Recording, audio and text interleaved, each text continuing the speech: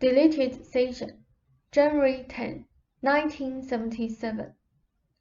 Good evening.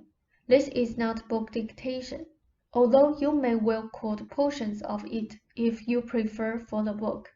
I will begin simply. You see about your various kinds of physical objects. There are different classifications, yet all can be called physical. You are yourself physical, though obviously portions of your body are microscopically small. Your psychological life is composed of many different levels of consciousness of varying classifications. You might say that perceivable events are composed of a conglomeration of certain levels of consciousness tuned into form an event, say instead of an object. An object to be declared as such must be in tune with itself, that is, composed of atoms and molecules of a certain classification, working together as a unit.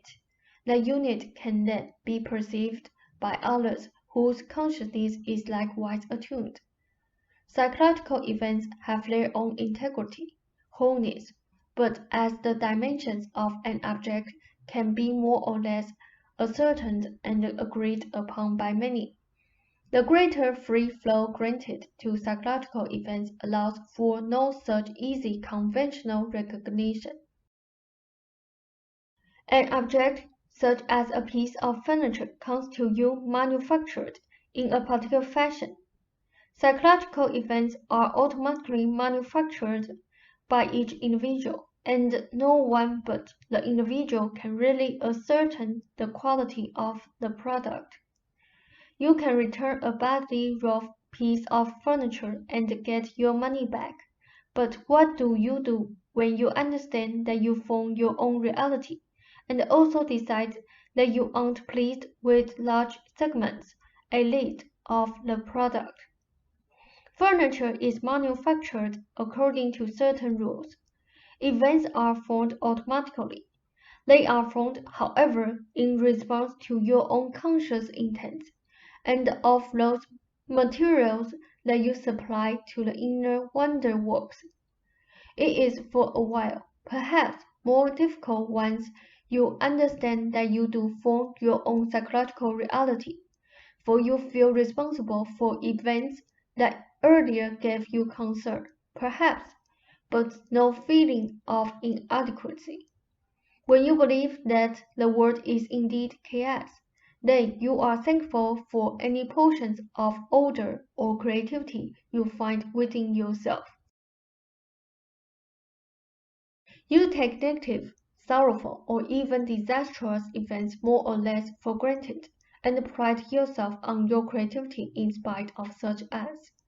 It is at first appalling to discover that the negative as well as the positive events are formed at automatic levels, but in response to your expectations and beliefs. What events such as those you read about in your newspaper are the result of conventional ideas and beliefs, those with which you were reared. They will always form part of the fabric of your existence in this life. There are no reasons, however, why they should predominate. They represent a species of consciousness, a classification. The events of your lives are in part caused by the psychological results of that level of consciousness, but only in part. Your own lives show well the stamp of still other classifications of consciousness. Events are formed then by various levels of consciousness intersecting. The mixture of those levels of consciousness and their points of intersection are up to you. The general world level of consciousness can serve as a springboard, so that you use it as a base only while the intimate web-work of your own psychological reality uses finer creative levels of consciousness. The quality of such events can be vastly superior in your terms, yet you discover yourselves not pleased with the overall daily fabric of your days. Some of this involves the learning process, At the general world level, there are many teachers, and the ways are known. There are periods of balance, where, for example, and I am using analogies. Understand me.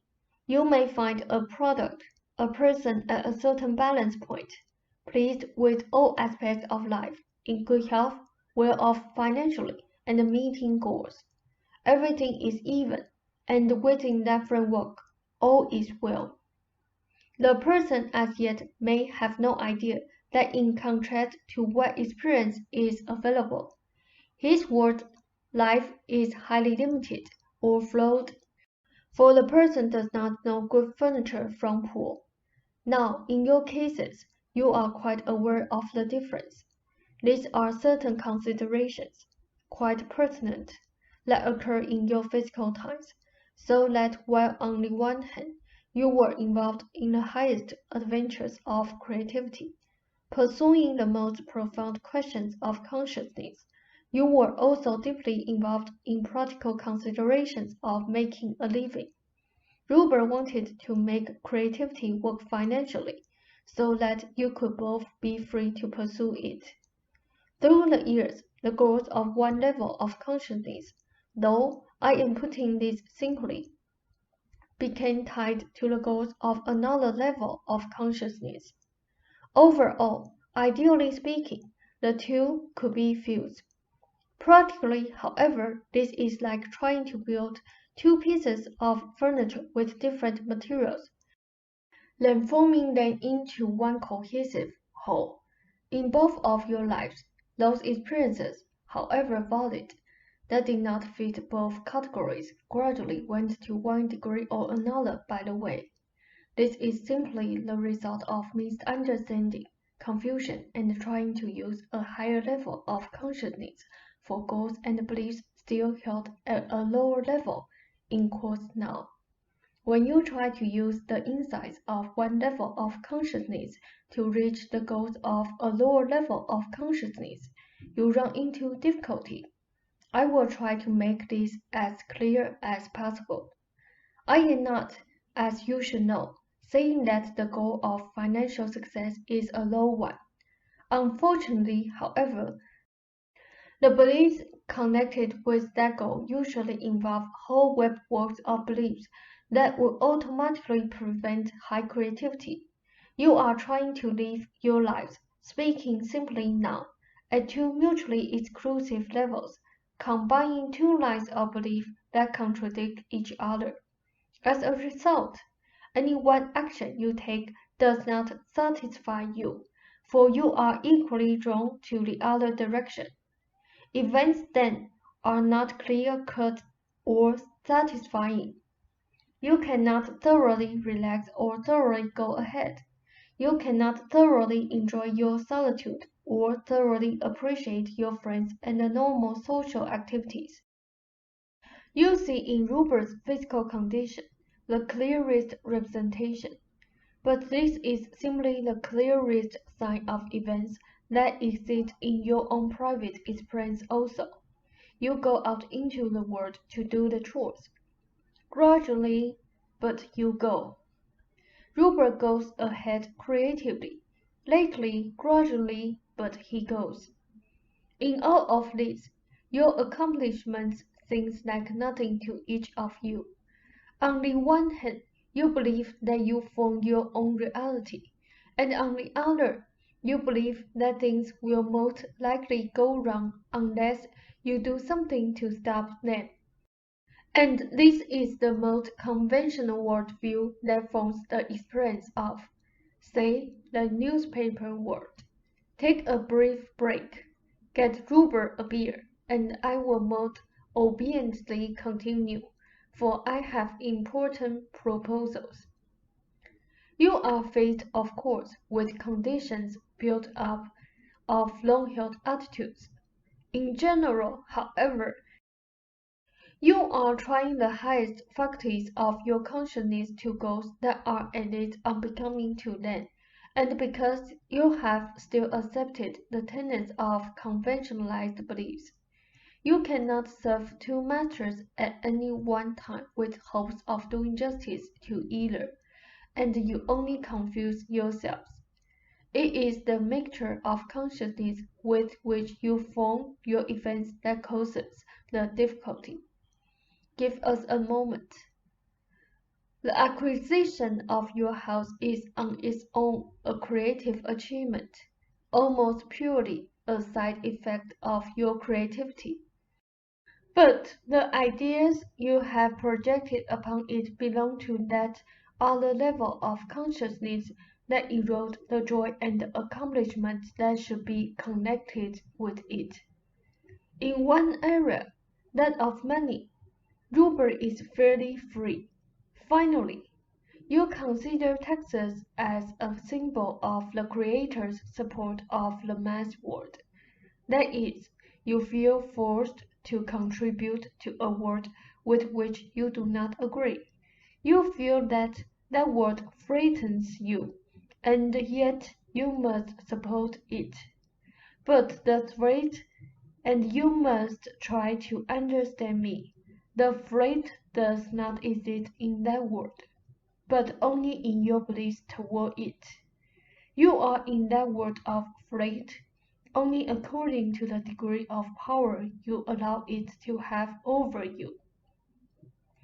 Now, these are words of the profoundest wisdom, from the fountains of your own psyches, as well as from my own knowledge, and against those words you should judge your own actions, so that you do not react to frightening situations, whose validity exists only at a level of consciousness which you must learn to dismiss. You can learn to dismiss it, not as a reality to which others may not give acquiescence, but one that you realize is basically powerless. You can no longer afford to serve two masters. You have shut off your own psychic experiences, as to some extent Ruber has, because of the dual purposes mentioned earlier, and the dual sets of beliefs. Some of these beliefs did not confront you earlier, you see, for you were not in a position to confront them. Your ideas about horses, for example, did not bear fruit until you had one. You did not either, incidentally, have to confront your negative beliefs about taxes until you were lucky enough and creative enough to find yourself in a position where you need pay a considerable amount.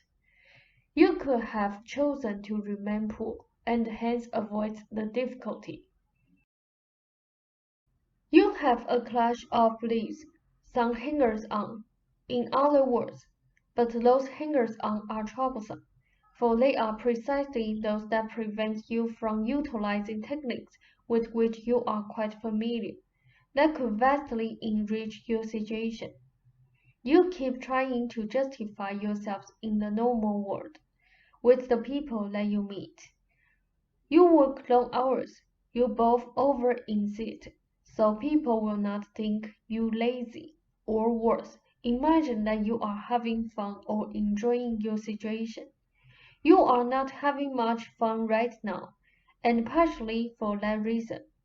You are often working longer hours for the same reason, and enjoying it less, as the saying goes. You want other people to think you are working as hard as they are, or harder. You do not want them to think that your money came easily, which in a way it did. At the same time, you say how good it would be to just take a job and come home when it was finished. A self-deception. You know better. Give us a moment. You have made for yourselves a framework in which you can indeed be creative, a formidable accomplishment, but you have not been really able to take advantage of it. Ruber over-worries now with any new creative project. Will it find readers? Is it important? Will it sell? And you smile. You worry about what the publisher will do with the book after it sells.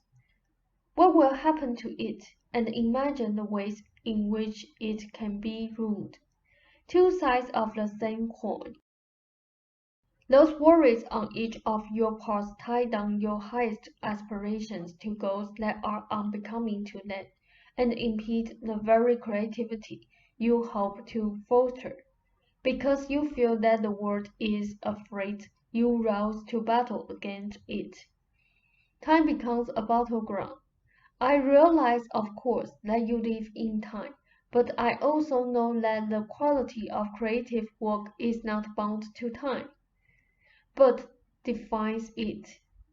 Your own feelings about publishers, for example, impedes the creative processes, so that you must then labor over notes that would otherwise come clearly and quickly.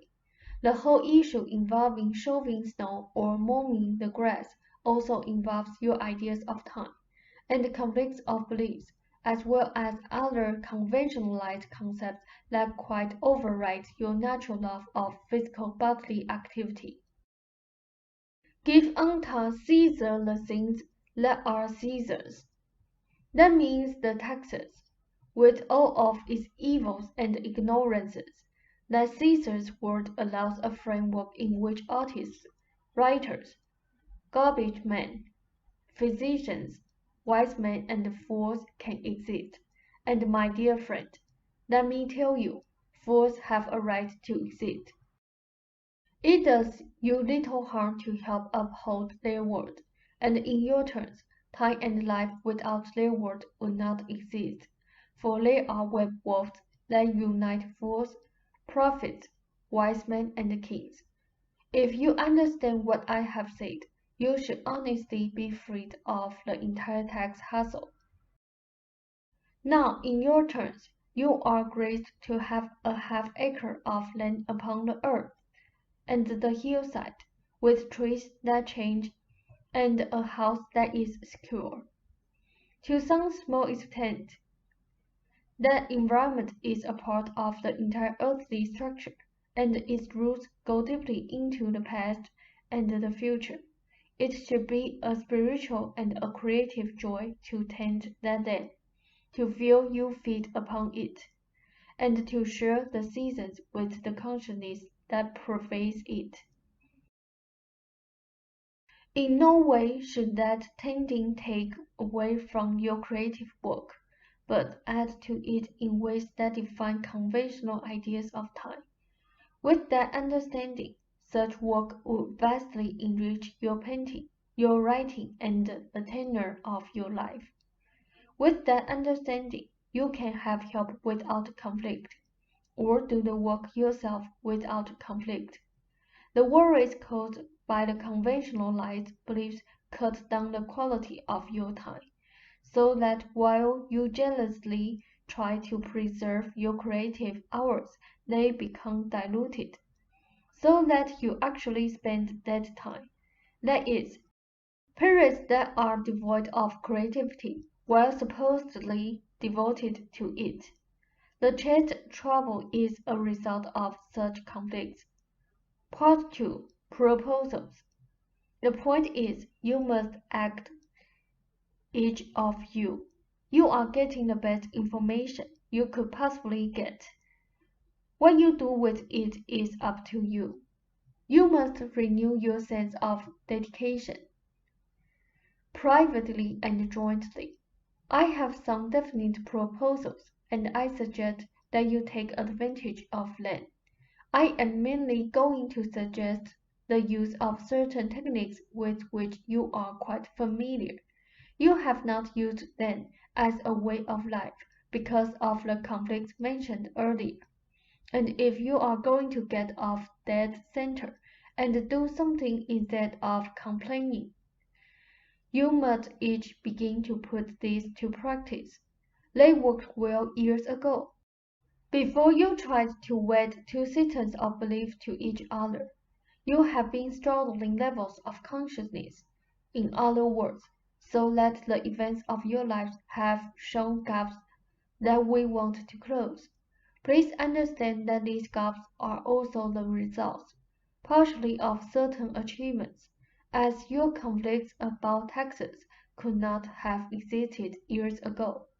That is simply a small example.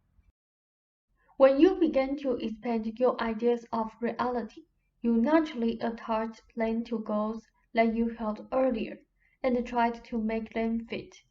Some of those goals were quite worthy, but carried beliefs along with them that were detrimental. When you both had to work outside at least partially for a living, you did not have to consider your beliefs about creative time or how to organize your day creatively. You were too busy trying to get rid of your jobs. Once that goal was reached, your belief about time and creativity became pertinent, as did the issues concerned with spontaneity and discipline. When you had a job, the issue was clear for each of you. In your free time, you felt you had a perfect right to paint or write, do relaxation exercises or psychological time. Later, when you did not need jobs and the books began to sell, then your creative time also became productive, money time to some extent. Robert began to allow only psychic experiences that could be translated also, not primarily, you see, but also into financial productivity. You also wanted to weight your abilities in the same manner. You felt you could not afford free creative work. Robert felt that creative work could pay. Because of your ideas about time and creative work, you felt that painting could not pay. Robert tricked you quite cleverly into doing the sketches for dialogues. For your own good, he felt, and you did not enjoy the experience, allowing your beliefs to contaminate your creativity. You do not feel the world deserves creative work. Yet you have a nature that demands that you produce it. I will have more to say about that particular subject, but first I want to start you with proposals. You may wonder how they are to be carried out, though they are simple. They will come into conflict with your concepts of time and will automatically begin to alter your subjective realities if you follow them. If you do not, matters will continue as they are. I will leave your hours up to you. While you have regular daytime hours, I suggest the following pattern. This particular pattern is a suggestion only, however, but it will be of benefit. It will apply to each of you. It will apply to you alone whenever Rupert works at night instead. When you are on the same time schedules, then bed at midnight. Set your alarm for 7 o'clock and get up. But at your respective places, Rupert at his desk, you in your studio by 9:30, and work clearly without interruptions for 3 hours. No chores for either of you, lawn, shoveling, dishes, laundry, whatever, unless you spontaneously feel like a break. An hour's lunch. That will start each of you off well and is most important. Each day should include separately a half hour alone that includes relaxation techniques and side time. This should be followed to begin with for each of you by 10 minutes of yoga exercises. Rupert should do the most simple ones. Then you should instantly get up. You are to take a 10-minute walk daily. That is a spiritual exercise as well as physical activity. Rupert should, as I suggested some time ago, have a private form. Class at least once a month. Later twice a month. Never more for now. There are habits each of you have that the other reinforces. I will speak of these later and insist, if you agree to follow my recommendations, that you alter them All of these will demand changes instead of complaints. Except for lip service, you do not encourage Rupert in physical pursuits at all, or reward him for any accomplishments in that area when they do show. In the same way, he encourages you to have the lawn or the driveway done. The recommendations I have made even so far will alter conditions. If you relax and do side time, for example, your reality will automatically change, for the intent that allows you to do this will automatically begin to produce results. This applies to each of you. Give us a moment. I have, by the way, mentioned certain self-deceptions of which you may, each of you, be half aware. Be alert for those and others. The dead periods of time should also be watched for they are often caused precisely by your conventional concepts of time, eroding the quality of those moments. I will eventually suggest 2 sessions a week again, and joint concepts of time are the only impediments at this point. Television at your dinner hour is advantageous, as long as it is not news. Occasionally, you are helped by relaxing in such a manner for several hours. Often, however, this is that time because your worries have so tired you. Several evenings a week. Therefore, I suggest that the 2 of you pursue a period of psychic activity, as per Rupert's library, though with whatever variations suggest themselves. You need not be overly earnest at such times. However, I am not concerned about our book, the latest one. I am intent, however, about a new beginning, a new dedication, so that your own purposes become clear, and your abilities better used. Conventional ideas of the psychic world have eroded both of your attitudes. In many cases, as with Couleros, it is again an issue of high insight occurring but put at the surface of conventionalized beliefs. Rupert felt intensely alone in that regard. Hearing so many stories about out-of-body encounters, for example, he became frightened. You simply told him that was beneath his abilities, without understanding the sense of loneliness, or the fear generated by conventionalized beliefs, which before his own experiences he did not encounter.